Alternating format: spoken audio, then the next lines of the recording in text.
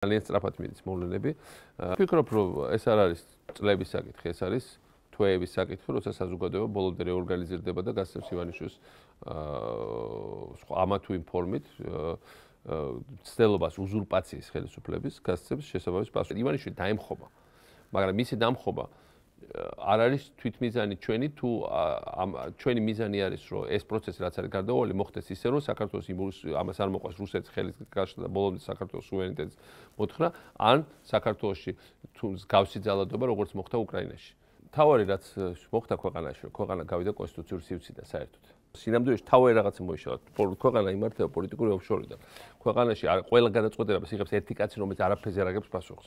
უჩა ვისი დეიდაშვილი ახლა ყველა დიდ საწარმოშია და ყველა გადაზიდვის ყველა თემას აჯის ზუსტად ისე როგორც ნუგზა შევარდნაძე იყო, თუმცა უფრო ბედად, იმიტომ რომ აი რომ ერთად რო ავიღოთ შევარდნაძეს, ნუგზა შევარდნაძე, თარგამაძე, ქუთათელაძე, ყველაფერი ერთად რასაც აკეთებდნენ და ჩხარტიშვილი ეხა ამას აკეთებს თითქმის ძალიან უჩა.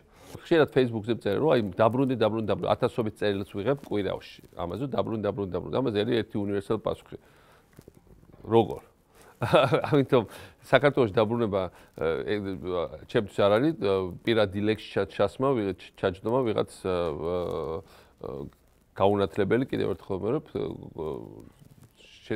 ძალიან უტიფარი ჯაყოს გავსი არსების რომელიც თავს ჭრის პირდაპირ თქვა საქართველოს დღევანდელ თავრობას არ უნდა ჩემი იქ ჩასვლა თუ ძალიან ჩემი ეშინი. საკმარისია საქართველოს გვერდზე რომელიმე ქვეყანაში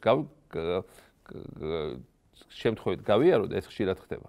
მომენტალურად ხდება მობილიზაცია, პოლიციის რეიდების, იქ რაღაცა სუსის თანამშრომლებს ავლენენ მივლინებით პროკურატურის დელეგაცია ჩამორბევებს ხოლმე ეგრევე იმ ქვეყანას ღარიბაშვილი წეს რეკვას იმ ქვეყნის ლიდერებთან.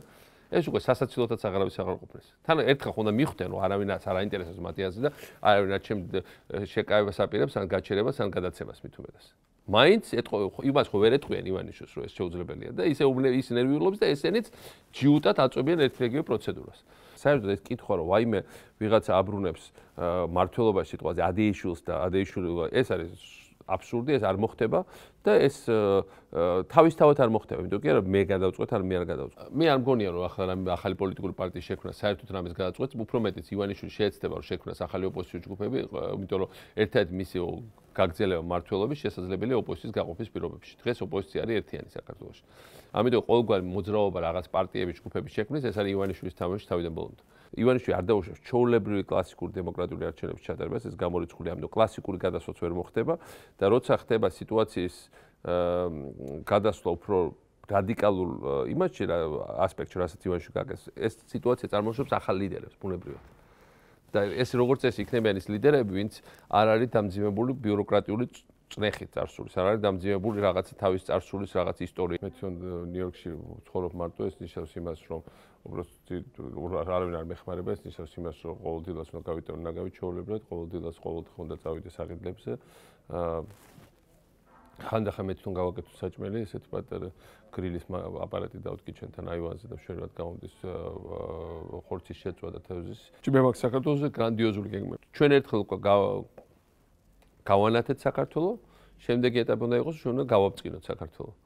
ასე რომ მე მინდა რომ ჩემი საქმე ქვეყანა ბწყინავდეს.